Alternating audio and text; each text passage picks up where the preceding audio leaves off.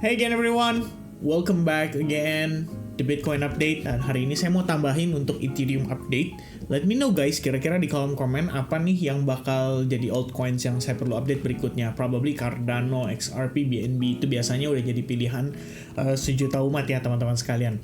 Anyway guys, in current market update saya mau ngebahas tentang Ethereum-nya. Kenapa? Karena Bitcoin-nya sebenarnya konsolidasi ya dalam 2-3 hari terakhir. Ini sebenarnya udah sejalan dengan yang kita antisipasi. Saya udah aware akan hal ini, terutama untuk Bitcoin-nya sejak kemarin kita udah mengantisipasi konsolidasi ini. Jadi gak banyak yang saya transaksiin kalau misalkan seputar Bitcoin. Tapi kabar baiknya, biasanya kalau Bitcoin udah lagi konsolidasi, ada kecenderungan Bitcoin dominance turun. Dan itu artinya peralihan ya. Jadi altcoins kebagian money flow. Ya, I get quite decent profits dalam transaksi satu malam terakhir. Sebelumnya lumayan guys ya, lumayan merah maksudnya. Jadi ada beberapa setup yang nggak begitu berjalan lah ya, sesuai dengan ekspektasi. Tapi kemudian bisa recovery dengan proper lah. Dengan hanya satu transaksi di Fana aja tuh kita dapat sekitar 4R profit ya, in a single run. Dan banyak banget nih teman-teman yang making money guys ya, yang making money. Would like to share this a bit. Jadi ini sebenarnya cuma ngasih lihat aja sih kalau pada proses ketika kita ngelihat ya market itu kadang-kadang walaupun katakanlah Bitcoin-nya flat gitu, tapi sebenarnya teman-teman bisa loh mencari kesempatan dari tumpukan jerami untuk still making money gitu ya. I do believe a lot of setup ya executed very very well dari teman-teman di SAG. Ini juga ya because of the outlook ya, obviously kita ada share juga outlook ini just a moment before and afternya. So yeah, we got a nice preparation for this movement and I hope teman-teman sekalian yang lain juga sama gitu ya. Karena pada akhirnya kemarin udah saya kasih penekanan, kan sebetulnya secara keseluruhan kita nggak terlalu memperhatikan ya apakah di sini Bitcoin akan memasuki fase retracement di time frame besar, apakah di sini kita akan melihat Bitcoinnya terkoreksi gara-gara faktor bulan penuh ya dan lain sebagainya. Tapi lebih kepada teman-teman harus mengantisipasi berdasarkan struktur aja deh yang dikasih lihat di time frame lebih kecil. Itu sebenarnya bisa ngasih kita clue kayak what's gonna happen next gitu. Nah cuma dalam beberapa hari terakhir saya ngelihat ada drama yang berlangsung nih di financial market, terutama di crypto market. Bitcoin especially teman-teman sekalian. Kenapa Bitcoin ya recently itu mengalami pergerakan yang luar biasa ya guys di sini nih ya. Jadi ada drama baru yang diciptakan di crypto market, yaitu tentang drama transaksinya James Wynn ya. Kayaknya banyak orang lagi ngomongin nih di Twitter, di mana-mana ya teman-teman, Telegram, Twitter ya, every group gitu ya.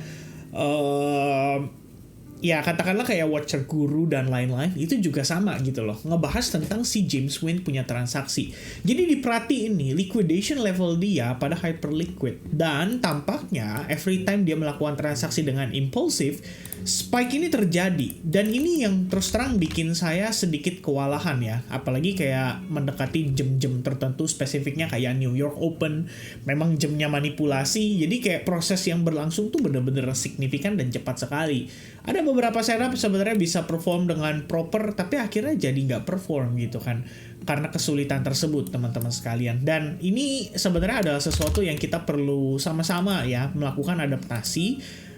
Ya mudah-mudahan sih dramanya nggak berlangsung lama gitu kan, mudah-mudahan ini sebentar aja. Lagi pula unik ya, maksudnya dari dulu juga transaksi whale sudah banyak gitu loh. Bukan cuma James Wynn kok yang bikin liquidation leverage ini jadi gendut, baik itu sisi sebelah kiri ataupun sisi sebelah kanan. Sama-sama gendut teman-teman sekalian, tanpa adanya James Wynn sekalipun. So actually it is very very interesting ketika kita melihat situasi per sekarang banget. Kenapa harus ada manipulasi diakibatkan oleh seseorang, dan semua orang yang ada di financial market, di crypto market especially, itu memperhatikan transaksi dia. Ya looks like a bit weird gitu kan. Apakah ini memang naratif yang lagi di build up sama para institusi untuk menciptakan lebih banyak order? Ya ada possibility kan ke arah sana gitu. Tapi sebelum kita masuk lebih jauh, saya mau lihat dulu untuk demand daripada institution yang berlangsung pada hari Selasa. I guess what we talk about apa yang kita sampaikan ya, apa yang kita bicarakan kemarin teman-teman, berbicara tentang soal pendingan order di hari Senin itu bisa terexecute pada hari Selasa. We can see it clearly kalau inflow-nya masih steady guys di 385,4 juta dolar. Sebenarnya kalau kondisi udah kayak begini, tapi market gak ada movement yang signifikan banget, sometimes bisa menjadi sebuah warning juga buat kita sih.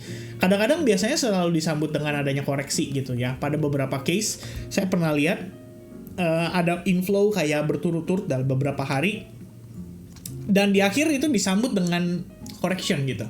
Ya, disambut dengan correction. Baru kemudian ada outflow, ya kan?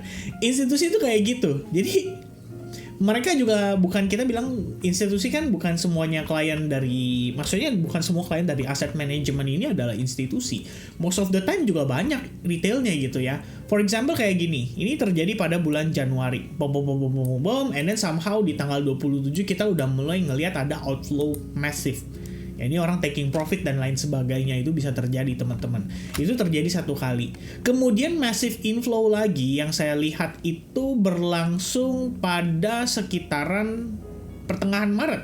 Ya, lagi enak-enak inflow, tiba-tiba dibanjirin outflow ya. Terus outflow lagi strict ya selama beberapa hari setelahnya. Jadi kayak orang istilahnya mah taking profit gitu loh guys. Dan sekarang kondisinya kembali terjadi gitu.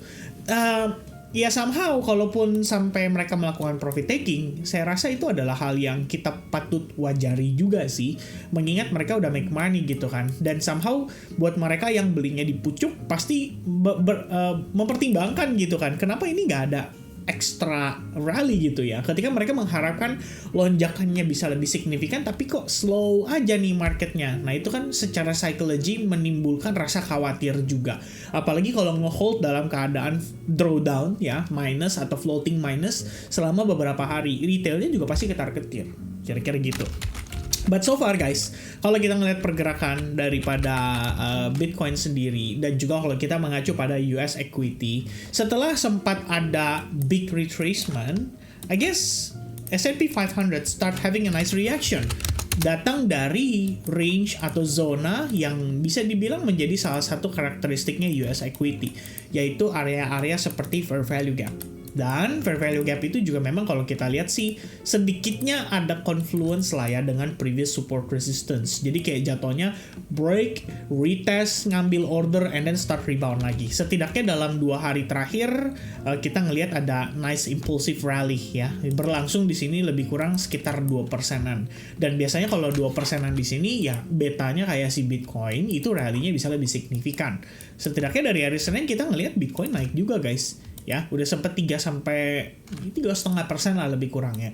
Tapi kalau kita zoom out lagi ya, jadi kita lihat lagi teman-teman ya.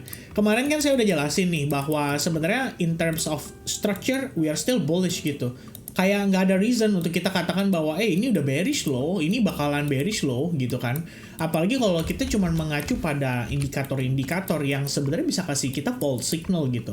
Alhasil teman-teman ngambil transaksi berdasarkan indikator dan malah jadi kena false signal itu, dan pada akhirnya malah jadi boncos gitu kan.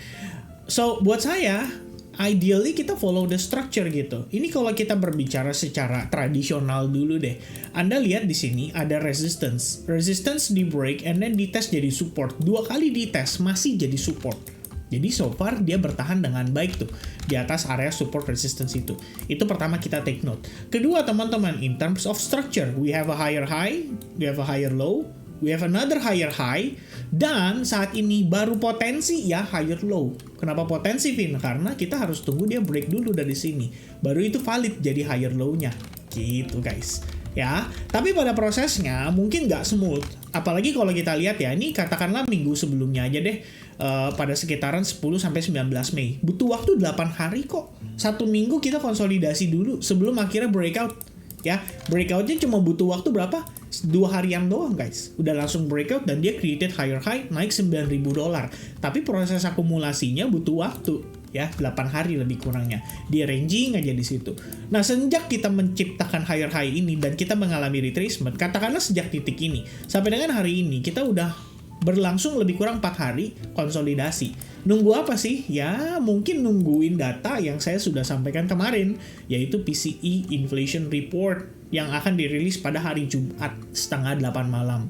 Jadi Bitcoin bisa aja tuh ya, sampai hari Jumat bakal konsolidasi, keluar data PCE, final move, kemudian tutup di hari Sabtu, close candle monthly, masuk ke hari Minggu, lebih sideways lagi karena candle monthly-nya baru open, kemudian masuk hari Senin, manipulatif banget. Karena sideways-nya itu biasanya diiringi dengan peningkatan liquidation leverage ini. Ya, apa yang bisa menyebabkan ini meningkat teman-teman? Sebenarnya secara sederhana adalah mereka yang suka berspekulasi during the weekend, ya terutama. Jadi begitu marketnya flat, konsolidasi, banyak orang spekulasi ya, buy sekarang, sell sekarang, short gede, long gede, dan akhirnya mereka yang jadi liquidity.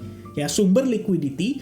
Begitu hari Senin, bam, market open, weekly candle baru open, monthly candle baru open, gak ada high point, gak ada low point, candle masih di tengah-tengah, dar, sweep atas, sweep bawah, and then balik ke tengah. Nah, saya cuman mengingatkan aja, udah dekat-dekat momen itu, ada baiknya ngurangin frekuensi transaksi.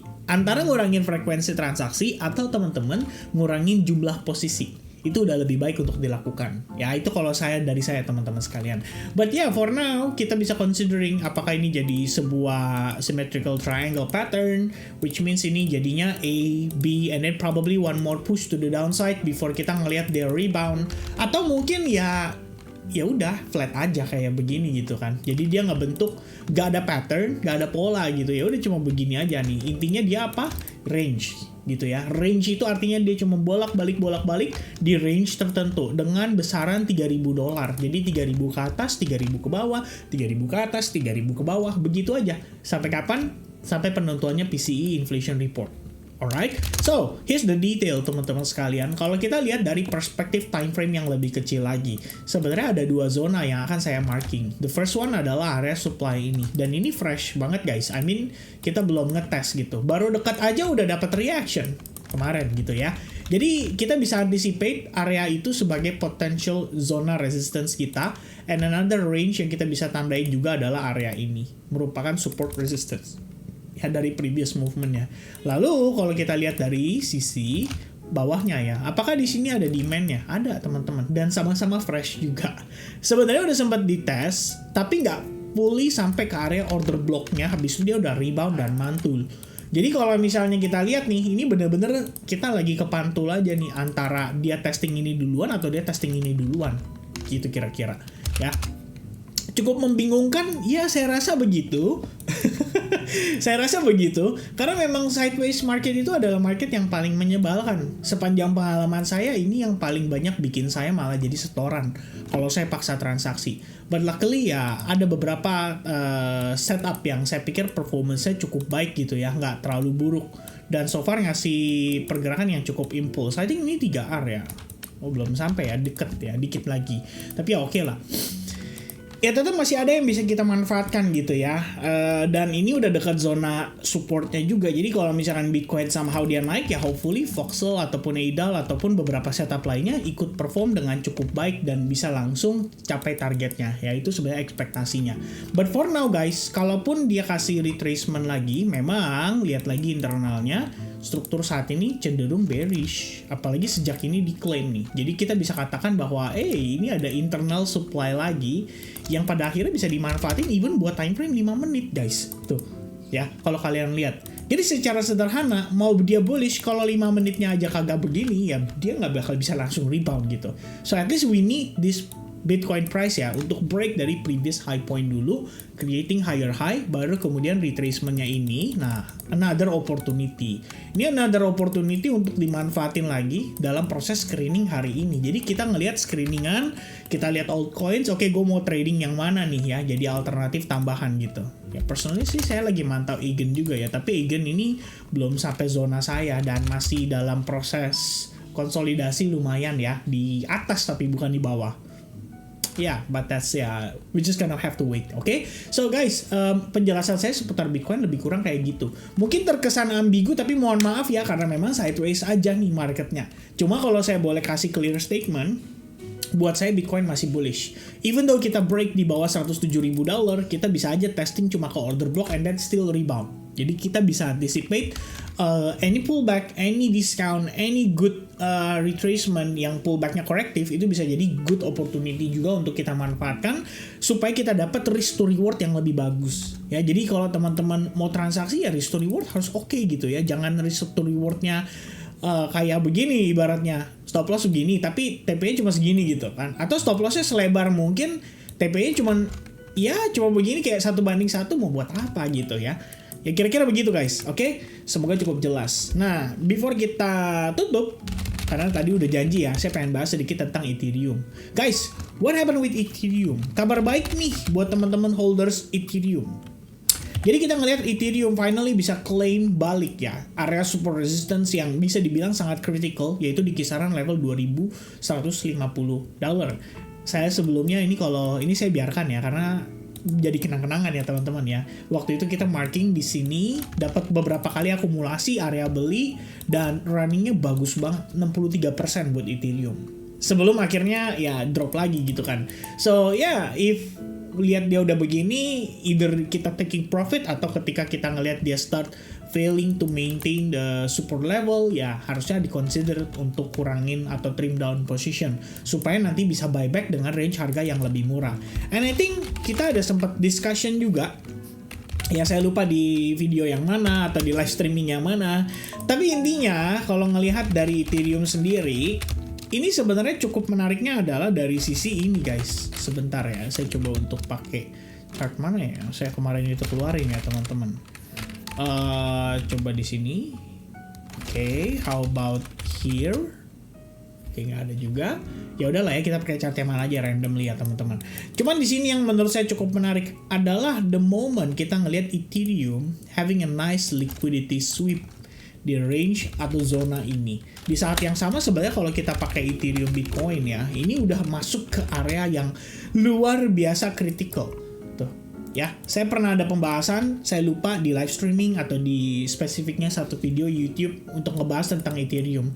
Tapi intinya zona ini bener-bener good zone banget gitu loh. Buat considering, kalaupun teman-teman ngerasa bahwa Ethereum adalah ampas gitu kan, minimal di situ kita bisa melihat bahwa ada area menarik untuk consider ditransaksikan dengan risk to reward yang relatif rendah.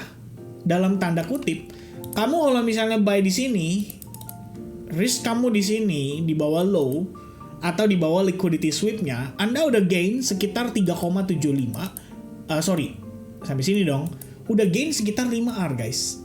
Artinya 5 kali resikonya gitu. Katakanlah resiko dari sini ke bawah itu adalah 13% dalam konteks trading ya. Artinya kayak kalian beli saham atau beli sesuatu spot gitu kan. Resikonya kamu udah ukur 13%. Sekarang atau hari ini banget kamu udah plus 66% buat Ethereum.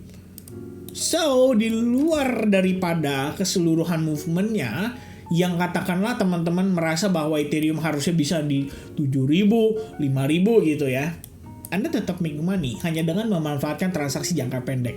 Saya ingat ada satu pertanyaan yang saya lontarkan buat teman-teman yang pegang Ethereum. Dan pada saat itu pertanyaan saya adalah begini, guys, buat orang-orang yang uangnya besar, apakah untung 10% itu udah bagus?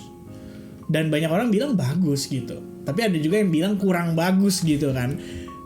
Nah, itu yang saya ingat saya sampaikan kepada teman-teman, berbicara soal bagaimana para whales ini ketika dia dapat harga barang bagus atau murah gitu kan, dia buy atau dia manfaatkan dan dia dapat gain segini 60% hanya dalam kurun waktu, I don't know guys, 28 hari, 35 hari deh.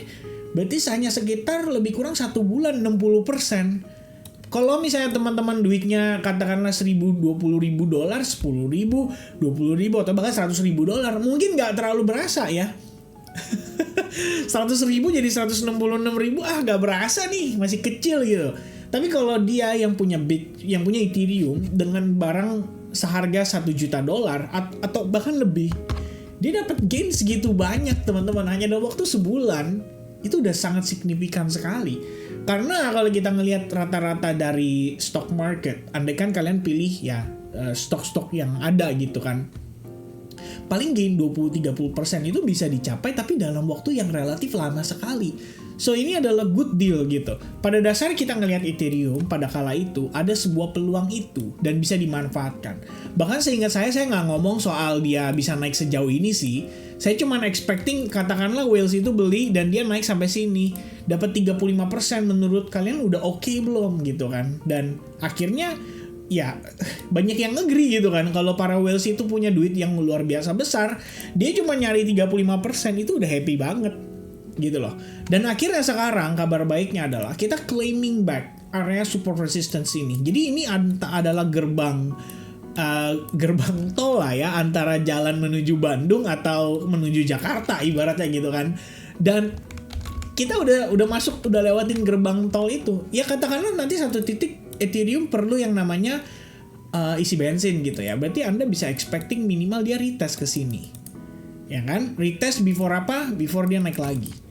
Oke, dan pertimbangannya zona tersebut ini yang menurut saya cukup menarik ya. Presenting another confluence, yaitu datang dari fair value gap yang terbentuk dari pergerakan Ethereum pada tanggal 5 Mei hingga tanggal 12 Mei ya jatuhnya. Jadi ini kayaknya nggak 5 Mei deh. Coba ya. Oh benar nih, dari tanggal 5 Mei sampai tanggal 17 ya, 12 tuh lebih kurangnya. Nah itu yang menciptakan fair value gap. Fair value gap itu sangat bisa diutilize nantinya teman-teman sebagai area yang mungkin bisa dibilang cukup menarik untuk mempertimbangkan melakukan reakumulasi. Ya in case dia pullbacknya korektif, mungkin itu bisa dipertimbangkan gitu ya. Tapi kalau misalnya teman-teman sekalian ya udah sebatas buat trading, maka nggak ada masalah, kita nggak perlu nunggu dia testing ke situ gitu kan. Kita bisa manfaatin internal structure-nya sendiri untuk kita manfaatkan sebatas untuk trading gitu. Jadi kalau kita lihat dari perspektif daily-nya, kabar baik untuk Ethereum adalah dia hanya konsolidasi guys saat ini. Nah ini konsolidasinya dekat zona yang saya bilang cukup kritikal ya, yaitu area supply yang bisa dibilang relatif masih fresh banget gitu kan. Belum pernah dites gitu sejak kita ngelihat Ethereum anjlok dari tanggal 23 Februari atau 24 Februari. Jadi belum pernah dites tuh level itu. Nah sekarang kita mau ngetes. Katakanlah dari hasil tes itu malah ngasih dia rejection. Nah itu yang tadi saya bilang, ada possibility kita retest ke zona tersebut.